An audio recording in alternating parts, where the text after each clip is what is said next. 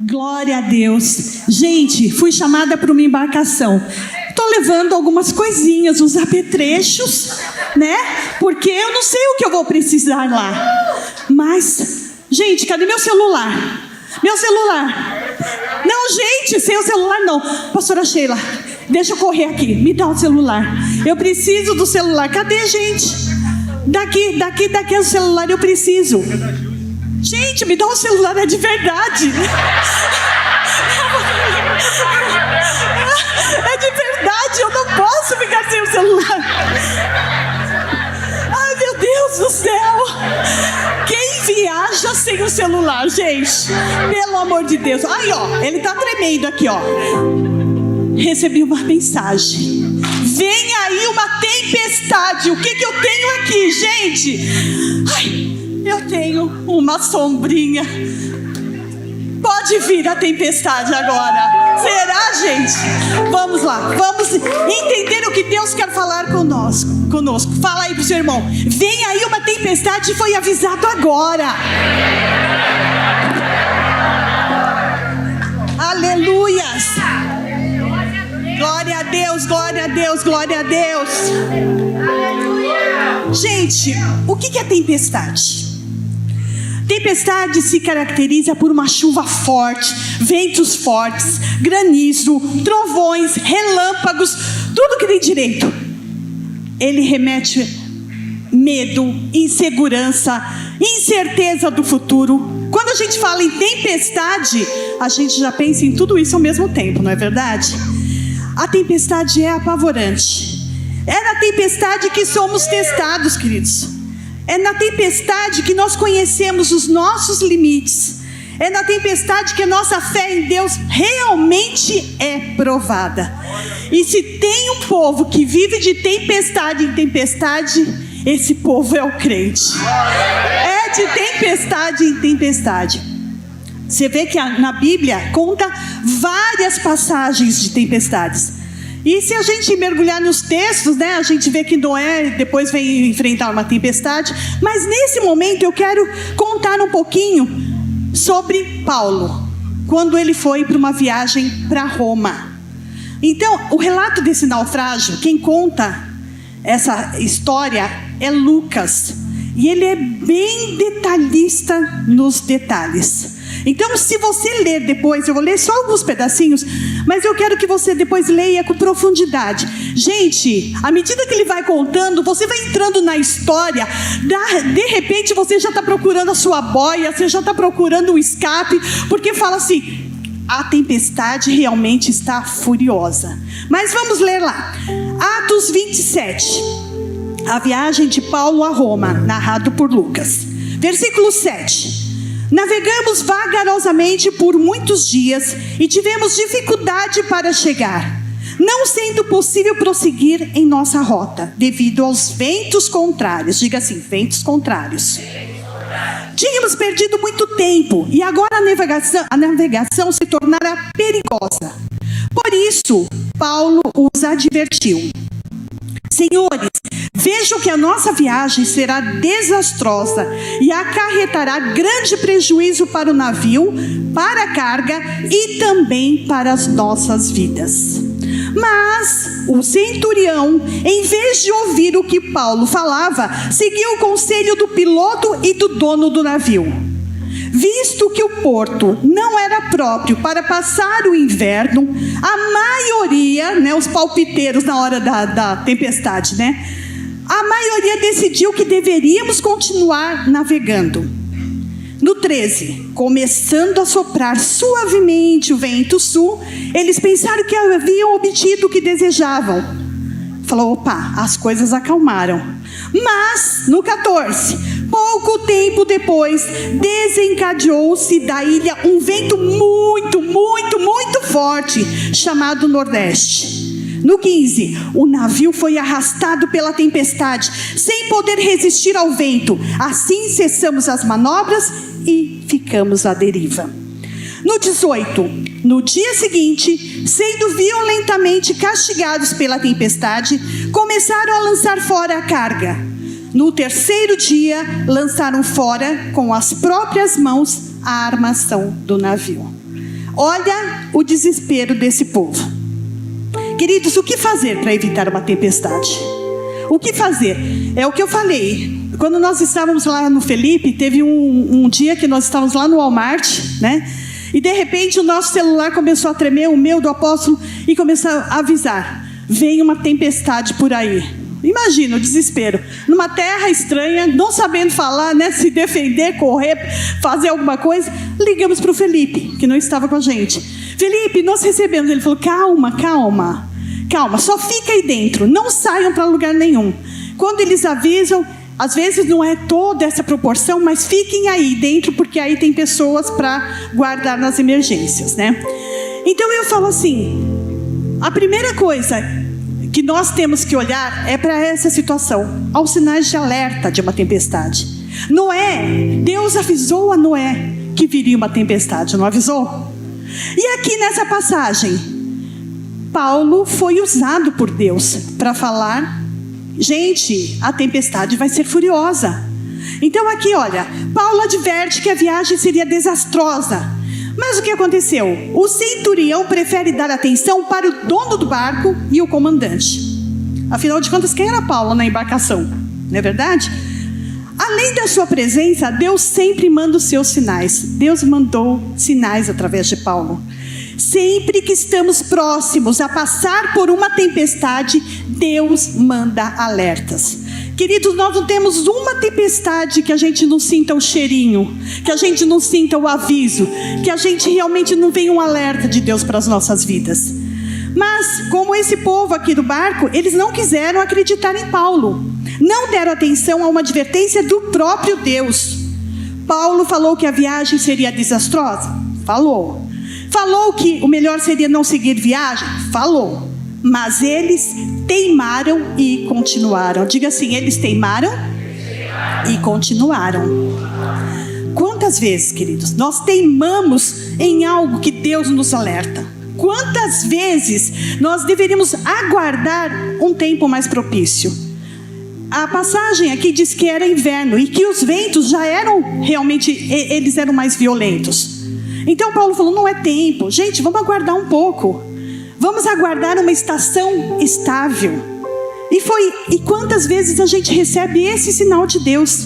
Mas o que acontece? Nós desacreditamos e nós deparamos com os ventos contrários. Sabe aquele namoro que você já começa a acionar toda a papelada do casamento e você vê que o cara está torto de tudo? Mas não, depois que casar, ele melhora. Depois, olha, ele não é convertido. Essa história de julgo desigual era no tempo do passado, não. Depois ele vai se converter, né? Aí a gente fala: essa sociedade, gente, essa sociedade tem tudo para dar errado. Olha só, a pessoa é encrenqueira, a pessoa arruma confusão com todo mundo. Você vai entrar numa sociedade dessa, ele faz trambique, você é cristão, ele não vai aceitar as condições certinhas. Os sinais de alerta vêm. Olha, está na hora realmente de você tomar uma atitude. Sai do emprego.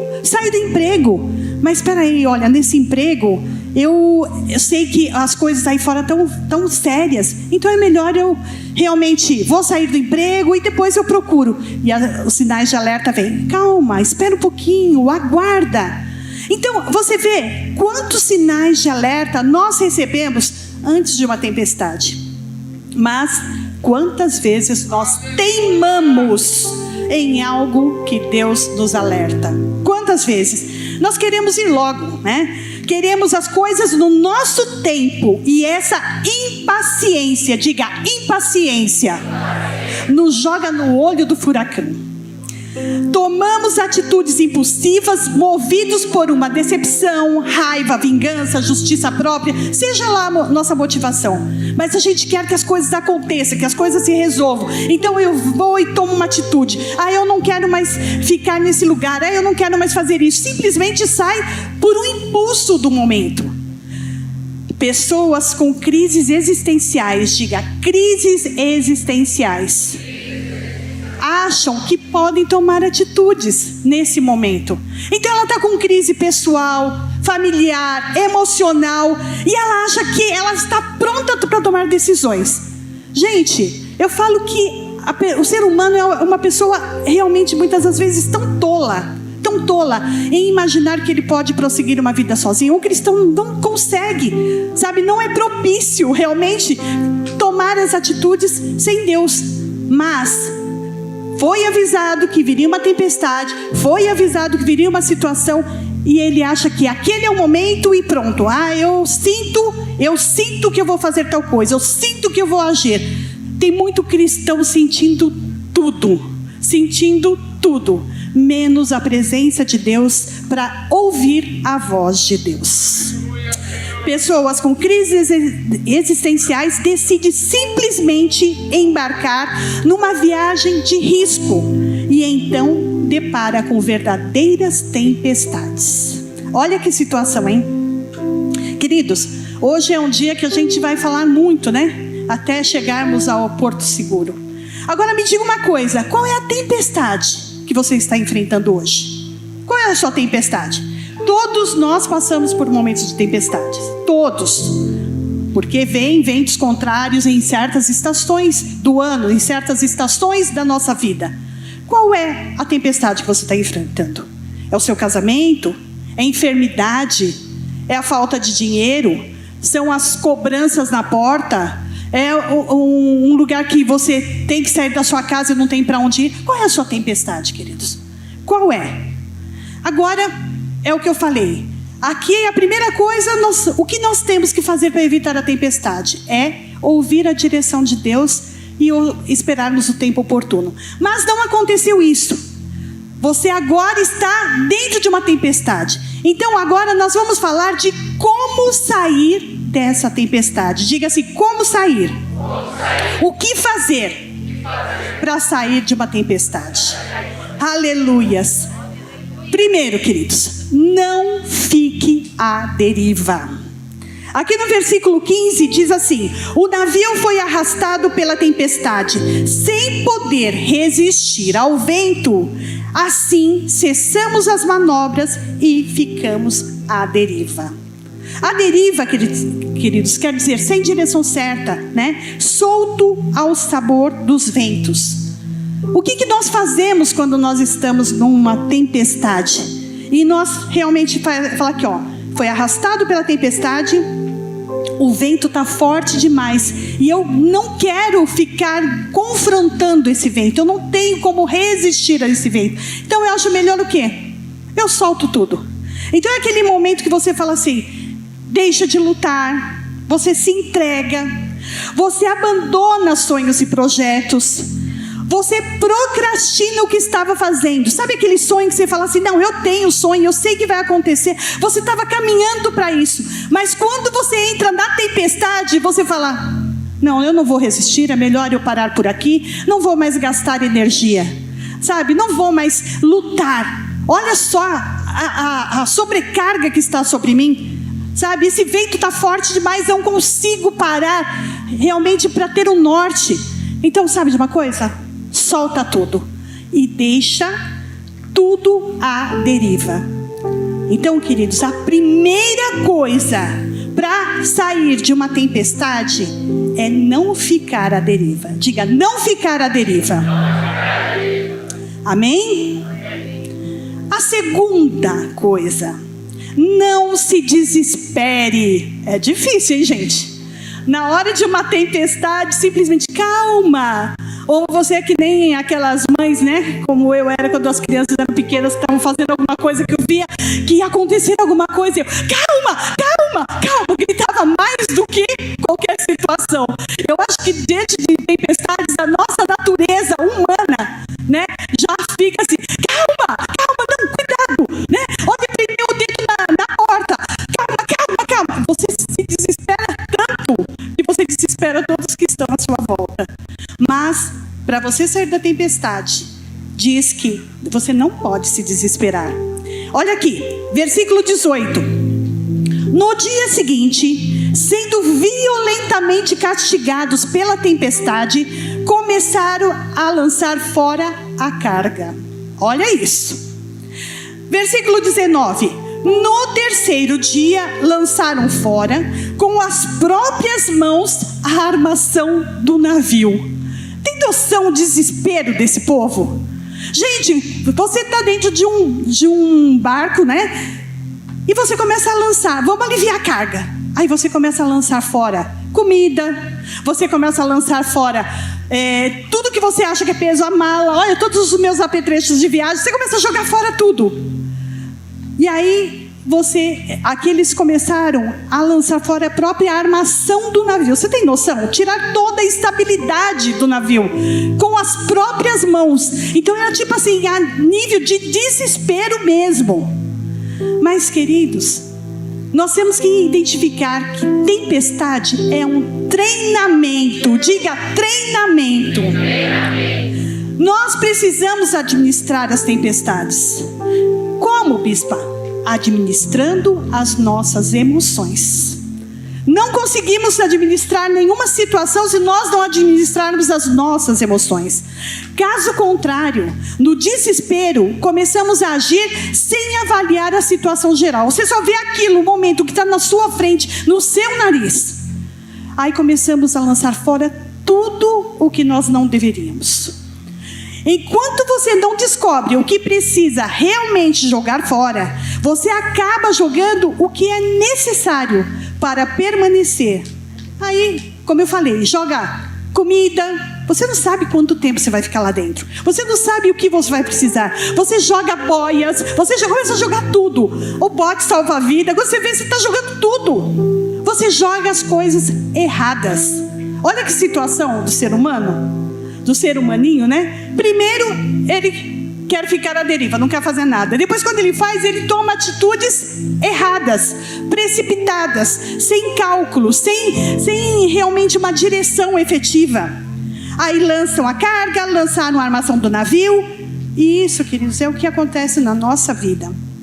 Quando as tempestades vêm, a gente começa a jogar, normalmente vão embora os princípios e valores em momentos que nós adquirimos na época de bonança. Sabe aquele tempo que você aceitou a Jesus, que você realmente começou a ter experiências com Deus, você começou a ter fé no Deus que você servia, você tinha palavras de ânimo, determinação, mas na hora da tempestade, o vento leva tudo. Você não consegue realmente mais saber de nada. Você larga todos os princípios básicos. E aí, o que acontece? Princípios e valores não se jogam ao mar. Diga assim, eu não posso jogar princípios e valores ao mar. Sabe?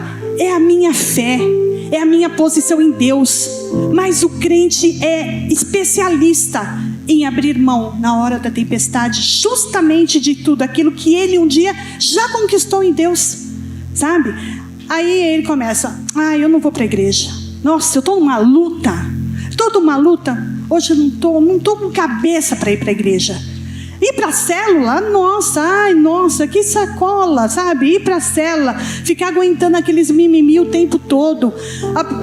O líder está lá ministrando a célula e a pessoa com a cabeça longe na tempestade, só pensando nos problemas. E aí vai abrindo mão da célula, vai abrindo mão da igreja. Largam o casamento. Quantos, na hora da tempestade, simplesmente acham assim, isso é um peso na minha vida? Larga casamento. Muitos voltam para a bebida, voltam para os vícios, voltam para as situações que ele tinha abandonado lá atrás. Que você fala assim, nossa, olha, Deus fez uma conversão na vida dessa pessoa, olha só que lindo que ele está, olha que transformado, olha o semblante dele como mudou.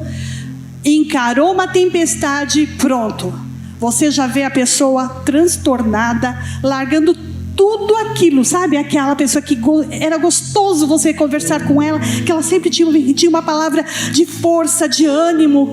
Queridos, comece a avaliar como você reage diante da tempestade. Comece a avaliar do que você fala, porque aquilo que nós falamos é o que o nosso coração está cheio, sabe? Então, se você está falando só de luta, de problema, de desespero, sabe? Não conseguir enxergar realmente uma firmeza em Deus, é porque você já está realmente com as emoções desequilibradas e você está numa fase de desespero. Então, na tempestade, diga assim: eu preciso adorar a Deus. É fácil, gente? Não é fácil. Não é fácil. Mas, se realmente nós temos a condição de estarmos firmados em Deus, Ele é o que nos habilita, Ele é o que nos capacita. Amém? Terceiro ponto. Nós falamos que não podemos ficar à deriva, nós não podemos nos desesperar, mas tem um ponto muito, muito importante. Tampe o buraco do barco. Olha isso. Tampe o buraco do barco. O barco não afunda pela água que tem fora dele, e sim pela água que deixamos entrar. Não é assim? A gente acha assim, tá, pronto, agora o barco vai afundar. Olha o tamanho dessas ondas. Mas o que afunda o barco é a quantidade de água que você deixa entrar. Vai, de pouquinho, de pouquinho. Querido, se você está numa tempestade, não se preocupe com o tamanho das ondas, mas gaste tempo se preocupando com a força do barco, com a resistência dele contra as ondas do mar. Então, na hora da tempestade, ao invés de você ficar olhando para a onda, vai vasculhando se em algum lugar você bateu numa pedra e deu uma rachadinha no casco do barco. Se em alguma situação está com um buraco no barco, você pare para vasculhar se realmente houve alguma danificação na embarcação, porque é por aquela abertura que a água vai começar a entrar, e é por aquela abertura que a água vai pesar e vai naufragar o seu barco. Amém, queridos? Então o nosso susto, nosso medo é sempre de olhar o tamanho das ondas, os raios, os trovões, o vento, mas são nessas coisas tão pequenininhas que nós temos que nos apegar. Estamos olhando para fora, mas às vezes as maiores tempestades estão acontecendo dentro de nós. Tem mais a ver como você está e não como as coisas estão. É ou não é? De repente você está vivendo uma tempestade junto com alguém, a mesma tempestade, a tua reação é uma e da outra pessoa que está do seu lado é outra. A sua reação é de desespero, é de desequilíbrio, e a outra é de respirar fundo e começar a buscar uma solução para aquela situação. Então, quando nós estamos olhando para fora, nós temos que realmente desvencilharmos disso para procurarmos como nós estamos. Porque o problema é como nós vamos reagir diante dessa tempestade. Tem mais a ver como você está, volto a dizer, e não como as coisas estão. A tempestade está aí, mas se eu estou firmada em Deus, se eu estou bem, se eu estou equilibrada, eu vou vencer aquela tempestade de uma forma especial. Eu vou vencer. Amém? O nosso exterior é a expressão daquilo que a gente carrega dentro de nós. Não adianta, queridos. Às vezes eu falo assim, de você conversar com a pessoa, você consegue ver a verdadeira tempestade que aquela pessoa está vivendo, como está dentro do coração dela. Eu falo que eu fui, essa semana, dar uma pintadinha nos branquinhos do cabelo, e eu encontrei uma querida, ela é muito preciosa mesmo, né? E ela vem de vez em quando na igreja. Então eu fiquei lá umas 2 horas, e ela começou a contar tantas situações, só que eu ficava assim, peraí, agora ela está falando do marido? Não, agora ela já está falando do patrão. Não, agora ela está falando... Eu estava assim, desnorteada, porque ela estava tão sobrecarregada, dentro dela estava uma tempestade tão grande, tão grande, tão grande, que eu não conseguia nem identificar quais eram os assuntos. E ela falando.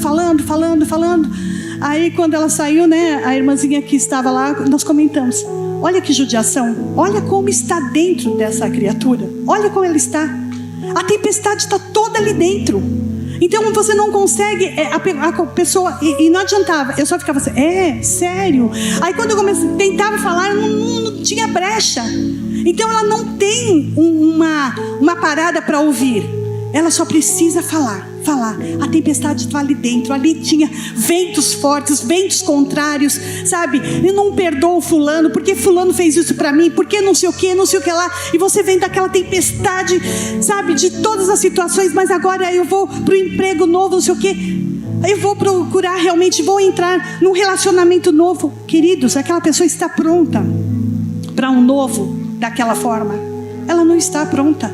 Por quê? Porque ela está com o buraco no barco, sabe? Ela realmente está naufragando e ela não se apercebe. Não adianta ela buscar uma novidade externa se internamente ela está toda perturbada. E é isso que nós temos que identificar, queridos. Nós temos que tampar realmente o buraco do barco. Se você percebeu que tem um furinho ali no chão do barco, pequenininho, mas arriscou sair para o mar sem tomar providências, sem fechar esse buraquinho, queridos, o naufrágio já está determinado. Você entende o problema que é? Tem mais a ver com você do que como as coisas estão. E é muito nítido a gente perceber como estamos. Eu sempre falo para vocês, a maneira como está a sua casa, estão suas gavetas, determina como estão as suas emoções naquele período. Tem vezes que você chega na minha casa, minhas gavetas estão até organizadinhas. Tem vezes que elas estão todas reviradas. Tem vezes que é o que eu ensino para todas as meninas. Olha, eu estou na sala, as crianças estão brincando, né? As netinhas vão para lá, brinca, esparrama brinquedo, faz o que quiser. Vamos sair da sala? Pega o cesto, junta tudo. Nós temos que, à medida que a gente sai daquele ambiente, nós temos que organizar aquele ambiente. Porque aí eu vou para o quarto, mas depois eu volto para arrumar. Não volta, querido. Aí dá o sono, você vai dormir e deixa. Aí quando você acorda na manhã seguinte, a pia está lotada de louça, a sala está uma baderna geral. Você não tem. Aí você vai começar o dia de que forma? Eu vou deixar, agora eu não tenho tempo, vou deixar para o dia seguinte. Quando você menos esperar, a sua casa está realmente de perna para o ar, uma baderna geral. E assim é a vida emocional. Ela fica muito transparente para nós. Por isso, queridos, eu falo, tampe o buraco do barco. As suas emoções precisam estar sob equilíbrio. Esse pessoal, né, como Paulo, eles ignoraram os sinais claros de que havia algo errado e fez vista grossa para tomar as devidas providências. Paulo falou: gente, não é bom, vamos dar uma parada, vamos aguardar. Durante o percurso, queridos, a violência das ondas e as batidas nas pedras abrem realmente o buraquinho pequenininho, sabe? Aquele buraquinho que era pequenininho, ele se torna num rombo e a água começa a entrar sem controle. Ignorar a nossa situação emocional é o primeiro passo para você entrar num barco furado. Então diga assim: eu preciso dar atenção à minha situação emocional quando eu estou numa tempestade. Amém, queridos? Eu sei que é decepcionante você dizer não a uma viagem que promete tantas coisas boas, né? Que vai ser prazerosa e tudo mais. Mas uma avaliação de como realmente estou para enfrentar esse percurso pode poupar muito esforço e sofrimento. Muito esforço. Noé ouviu a voz de Deus. Noé obedeceu e construiu a arca. E Deus o guardou, o protegeu, guardou sua família e guardou toda a extensão do povo na terra. Mas o povo que estava com Paulo não deu ouvido. Eles tiveram que enfrentar uma tempestade que de repente não teria para eles. Eles não precisariam passar por aquilo. Então é isso que nós precisamos identificar, queridos. Que tipo de tempestade eu me habilito a entrar por conta e risco? Porque fui avisada, já vieram sinais e eu não dei ouvidos. Eu coloquei exemplos de viagens de alto risco com evidências claras de furos na embarcação. Olha só, qual a viagem? Namoro com alguém que não se importa com o futuro, que não tem os mesmos sonhos que você. Qual é o furo? É o medo de ficar sozinha, medo da solidão. Aí aceita qualquer coisa, sabe? Gente, eu preciso casar, então não vou aceitar essa situação. Mas você está vendo que não vai dar certo? Você está vendo que essa pessoa não tem objetivo, não tem realmente um futuro? Você está percebendo isso? Não, mas eu dou um jeitinho, né? É igual teve uma irmã falar assim: eu trabalho num emprego, não me importa, eu trabalho em 2 empregos. Você vai trabalhar em 2 empregos para sustentar um marmanjo? É isso mesmo. Não, mas aí depois, pela minha atitude, bispa, foi assim que ela me disse, pela minha atitude, ele vai ver que trabalhar é bom, que é importante, ele vai começar a trabalhar. Ah, gente, olha que inocência, né? Eu falo, tava todo mundo que conhecia a figura, falava assim, é um tio Roy, né? Uma mãozinha curta, não quer saber de fazer nada, mas ela estava disposta a trabalhar em 2 empregos para sustentar o tio Roy da vida dela. Olha isso, quer dizer, o furinho da embarcação era o medo da solidão. Outro exemplo de viagem de alto risco: sociedade com pessoas que não pensam como você. Mas sabe o que é? É porque eu acho que sozinho eu não vou levar.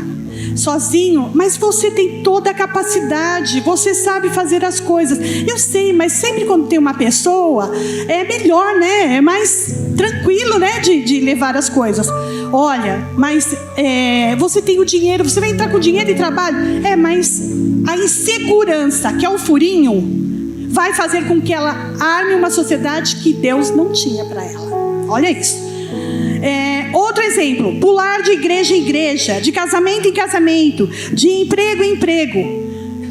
Ela não percebe que alguma coisa lá atrás desencadeou uma decepção, e ela foi gerando nela atitudes, sei lá, de vingança, de rebeldia, de raiva. Alguma coisa desencadeou, e ela fica tomando atitudes de viagem de alto risco o tempo todo, porque não conserta o furinho do barco.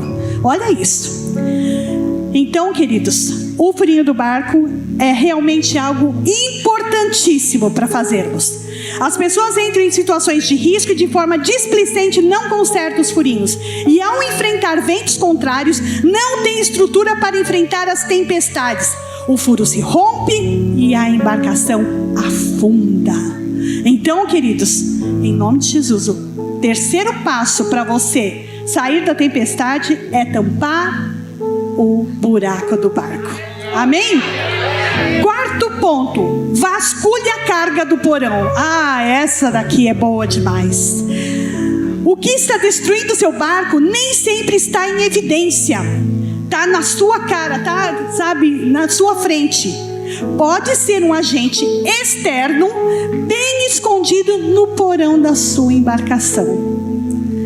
Gente, teve uma embarcação que enfrentou uma verdadeira tempestade porque tinha quem no porão? Jonas no porão. Jonas, fugindo da presença de Deus, entrou num barco e fez com que o Senhor desencadeasse uma tempestade tão violenta a ponto de ameaçar arrebentar a embarcação. Os marinheiros, com medo, atiraram as cargas ao mar para tornar o navio mais leve. E foi arrancando coisa, e foi mandando coisa. Já tinham jogado tudo fora. E a tempestade batendo o barco de um canto para o outro. Enquanto isso, estava Jonas dormindo no porão. Olha que safado. Você pode estar enfrentando uma tempestade porque está transportando um Jonas no seu porão. Queridos, invista tempo na sua vida para vasculhar o que está no porão da sua embarcação.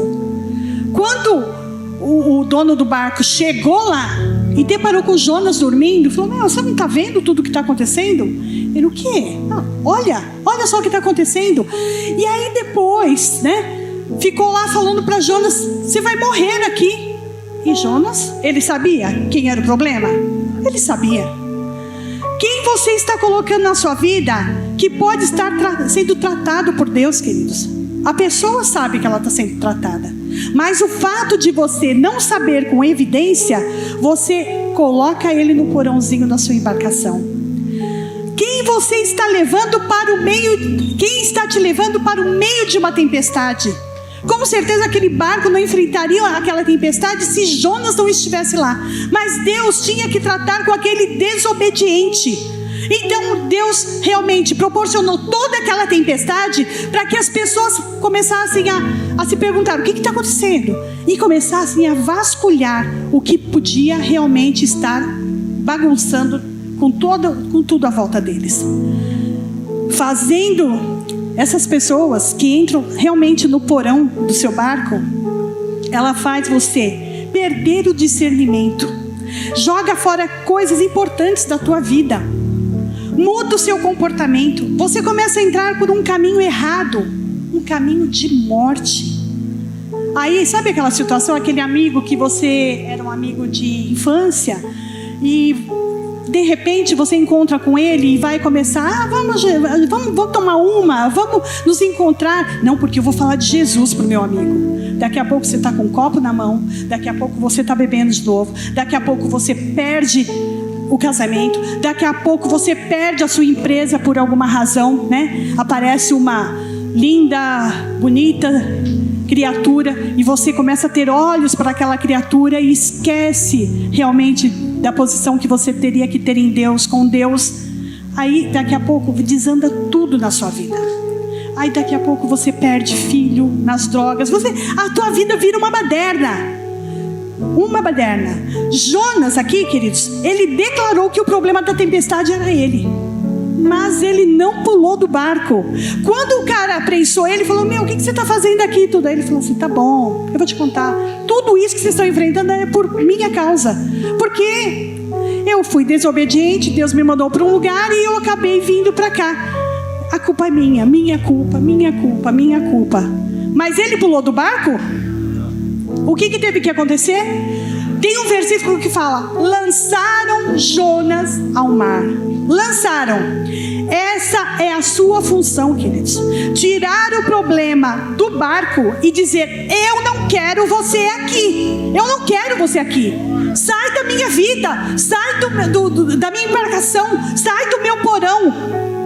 Você tem que rever os seus valores. Você tem que se posicionar. Você tem que decidir fazer cessar a tempestade. Eu tenho certeza, queridos, o capitão ficou com medo de tirar Jonas do barco. Ele falou: e se eu tirar essa criatura daqui e as coisas piorarem mais? Com certeza passou isso, porque vai descrevendo isso na passagem. Ele ficou com medo de jogar Jonas no barco. E aí falou assim: eu jogo, aí o barco afunda e a tempestade pode piorar ainda mais. Porque se Deus está fazendo tudo isso, é porque Ele é alguém especial para Deus. Então é melhor eu não jogar fora. Mas Deus queria tratar com Jonas. E você precisa tirar esse Jonas do seu caminho. Às vezes estamos com medo de nos livrarmos do problema, queridos. Tem gente que diz: ruim com ele, pior sem ele. Não é assim? Tem muita gente que diz isso. Às vezes nos acostumamos tanto com a tempestade que elas passam a ser nossas muletas. Sabe aquela história? Não, mas olha só, eu sei que essa situação está conturbada, eu sei que essa pessoa está me arrancando dinheiro o tempo todo, essa pessoa está me sugando, mas coitado, né? Olha só, mas você está enfrentando essa tempestade por ele, por causa dele. Mas aí você prefere se manter. Eu falo que tem umas pessoas que se viram vítimas de tempestade. Você não encontra ele em nenhuma fase que ele não esteja declarando a morte numa tempestade. Porque ele não declara a vida, ele não declara que vai vencer, ele declara que vai morrer. Mas ele fica de tempestade em tempestade, de lutas em lutas. Então, querido, nós aceitamos viver uma vidinha de lutas constantes e alimentamos a autocomiseração. Por isso, realmente esse tópico para nós sairmos dessa tempestade é vasculhar a carga do porão. Arranque o problema da sua vida, jogue fora esse Jonas. Chega, bota para correr, saia da minha vida, saia da minha casa, saia de perto dos meus filhos, saia de perto. Tem autoridade para isso. Você é o dono dessa embarcação, queridos. Amém?